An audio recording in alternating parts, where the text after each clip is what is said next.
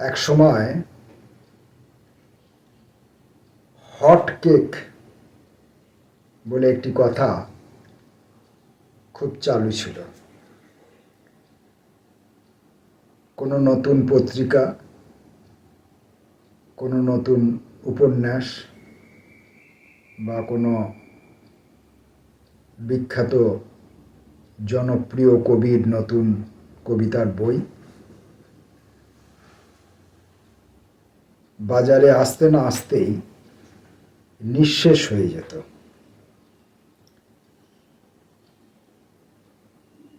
তখন বলা হতো যে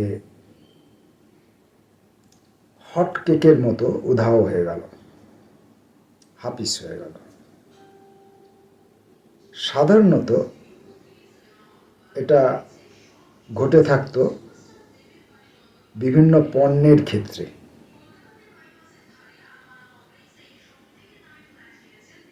বিভিন্ন পণ্যগুলি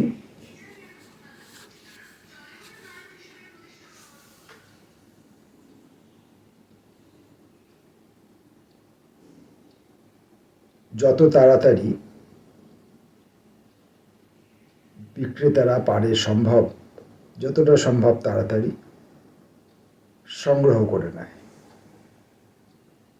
আগে এলে আগে পাবেন, এরকম একটা প্রতিযোগিতা বিক্রেতা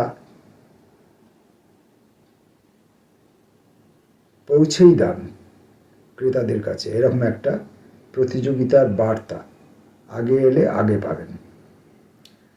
তাই জিনিসটা আসতে না আসতেই শেষ হয়ে যায়। আবার অনেক সময় এমনও দেখা গেছে যে পণ্যটি আসার আগেই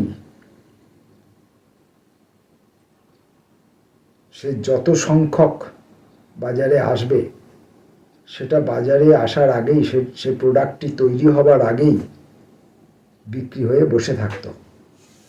অর্থাৎ ক্রেতাকে আগে থাকতেই, তার গুণমান কিছু না জেনেই আগে থাকতেই জিনিসগুলোর কিনবার জন্য বুক করে ফেলতে হতো। নাম লিখিয়ে রাখতে হতো, আমি কিনতে চাই। এখন ইদানিংকালে কেউ কেউ অনলাইনে এই ধরনের পদ্ধতি চালু করার চেষ্টা করছেন এবং সেটা নিয়ে বিজ্ঞাপন দিয়েও থাকেন। তো সেটা এখন অনেকটাই ফেকে পরিণত হয়ে গেছে, কারণ সেরকম প্রোডাক্ট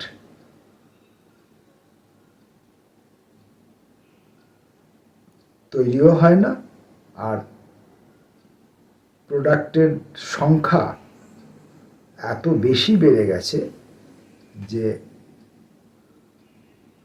ওই তাড়াহুড়োটি সংগ্রহ করার ওই তাড়াহুড়োটি ক্রেতাদের পক্ষে আর ততটা নেই। তবে এই হট কেকের ব্যবহারের ক্ষেত্রে আমি যে পত্রপত্রিকার কথাটা বলেছি, সেইটা হয়তো খুব কম ক্ষেত্রেই প্রযোজ্য ছিল। বাণিজ্যিক কাগজগুলি ছাড়া, সব বাণিজ্যিক কাগজগুলোও আবার নয়, কয়েকটি বাণিজ্যিক কাগজ ছাড়া বাকি কোনো ক্ষেত্রেই হয়তো এটা প্রযোজ্য ছিল না। যাই হোক, আমি এই হট কেকের কথা বলছি এই কারণে যে আমি আজকে আপনাদেরকে কিছু হট কেক বিতরণ করব। সেই হট কেকগুলি কি, জিনিসটা কি, পণ্য হিসাবে সেটা কেমন, সেইটার গুণমান আপনারা নির্ণয় করবেন। এবং এই হট কেকগুলো যে আমি এখানে ছড়াবো, সেই হট কেকগুলো সংগ্রহ করার, কেনা তো অনেক দূরের কথা, সংগ্রহ করার বা সেই হট কেকগুলোর দিকে দৃষ্টিপাত করা বা কর্ণপাত করার কোনো বাধ্যবাধকতা বা বিজ্ঞাপনজনিত কোনো আকর্ষণের তীব্রতা কিছুই নেই। আমি শুধু হটকেকগুলো পরপর রাখতে এসেছি, এবং এই কেকগুলির নাম কি, এর বিষয়ে, এর গুণমান ইত্যাদি বিষয়েও এখনো কিছু নির্ধারণ করা হয়নি, কোনো কিছু নির্ধারণ করা হয়নি। আমি পরপর হটকেকগুলি একদম সাম্প্রতিকতম থেকে 1 ঘন্টা আগে, 2 ঘন্টা আগে, 1 দিন আগে, 2 দিন আগে, 4 দিন আগে যে কেকগুলি তৈরি হয়েছে সেইগুলি এখন আমি রাখব। পড়ছি। কতদিন ভেবেছি তৈরি হয়ে এসে কথা বলবো তোমার সঙ্গে, বেছে বুছে খুঁজে নেব উপযুক্ত সম্বোধন একটি, কোন কোন বিশেষণ কোথায় কোথায় কতবার ব্যবহার করব স্ক্রিপ্ট করে নেব। তুমি শব্দটিকে কখন কতটা বেহাগ দেব, কখন কতটা ফ্রিকোয়েন্সি ঠিক করে নিয়ে আসব আসার আগে। প্রতিবার একটা না একটা ঝড়ের সঙ্গে দেখা হওয়া অনিবার্য আমার। মাথার চুল, মুখের কথা এলোমেলো হয়ে গিয়ে তোতলামিকে সঙ্গে নিয়ে হাজির হই, আর তোমার পরিপাটি করা উদাসীনতা আমাকে বাঁচায়।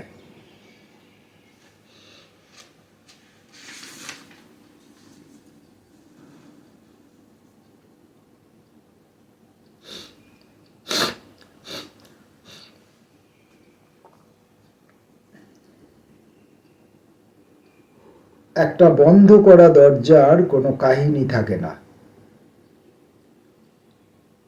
এপাশে প্রয়োজনের চেয়ে অনেক বেশি পরিমাণে আকাশ আছে, তাতে মেঘ আসে, বৃষ্টি হয়, মাঝে মধ্যে অরোরার খেলাও মঞ্চস্থ হয়।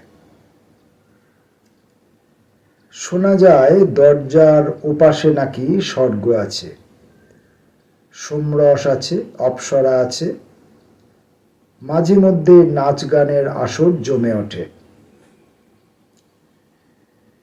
দরজাটি একটি আয়তাকার নিষেধ কেবল,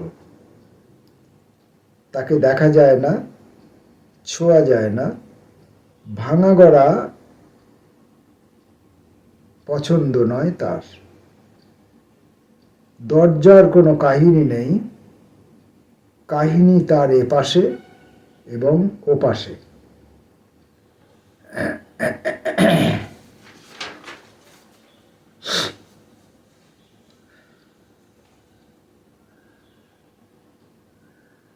খুব অনাড়ম্বরভাবে আত্মহত্যাটুকু সেরে নেওয়ার পর আমি স্বয়ং গিয়ে তোমাকে আশ্বস্ত করে আসব।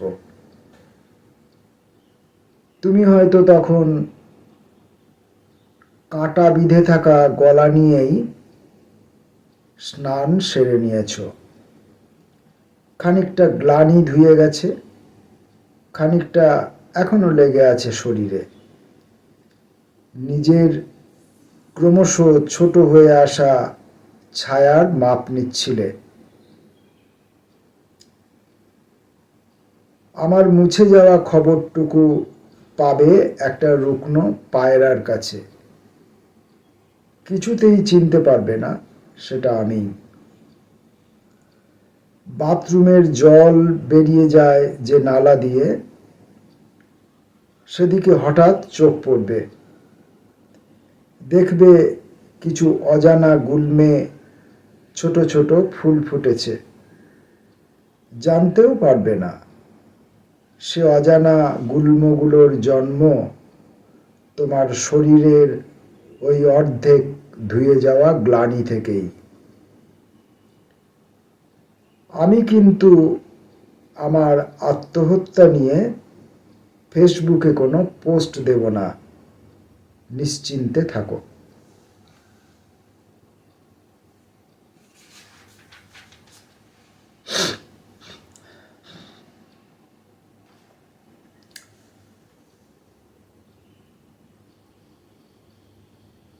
তুমি রাজি হলে না বলে অবশেষে একটা ভয়ঙ্কর বিষধর সাপকে দংশন করলাম। আমার তীব্রতম বিষের জ্বালায় সে কিছুক্ষণ ছটফট করে এখন অচৈতন্য হয়ে পড়ে আছে।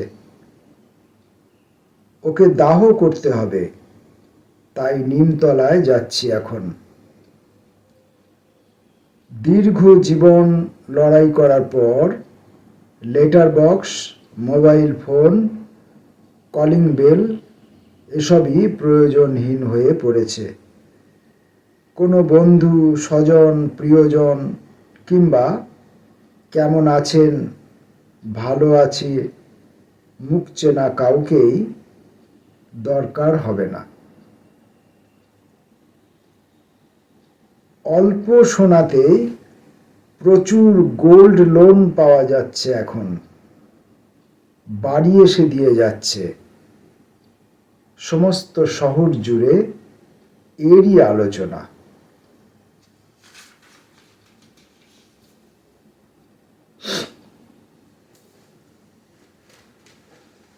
আর এই একটি শেষ গরম কেক, আপাতত বেশি কেক আর দেব না, হট কেক। দোকান থেকে নতুন শাড়ি কিনে এনে মেয়ে বন্ধুরা পরস্পরকে যেভাবে ভাঁজ খুলে খুলে দেখায়, মেঝে, পাড়, দৈর্ঘ্য ও বহর, জমির মাঝে মাঝে নক্ষত্রের কাজ, সঙ্গে অতিরিক্ত ব্লাউজ পিস থাকলে সেটাও দেখায়। সেভাবে তুমি আমাকে তোমার কিছুই দেখাওনি। দোকানদার তোমাকে তাক থেকে পেরে পেরে মেঝে ও পাড়ে হাত ঘষে ঘষে দেখিয়েছে লোককে। বলেছে এ শাড়ি অমূল্য, বিক্রির জন্য নয়, কেবল প্রদর্শনের জন্য। তাকে তুলে রেখেছে আবার। তুমি যদি কোনোদিন নিজেকে আয়নায় দেখো, দেখবে সারা শরীরে তোমার অজস্র হাতের স্পর্শ, চুম্বনের ক্ষত, অথচ সেসব একটিও ওই দোকানদারের নয়। কেনার সামর্থ্য নেই এমন একটি গরিব লোকের। এই হটকেক বিক্রির আগেও নমস্কার করিনি, আর এই হটকেক বিক্রি করে যাওয়ার সময়ও নমস্কার করব না। সামান্য কেক বিক্রেতার নমস্কারজনিত কোনো সৌজন্য থাকা স্বাভাবিক নয়।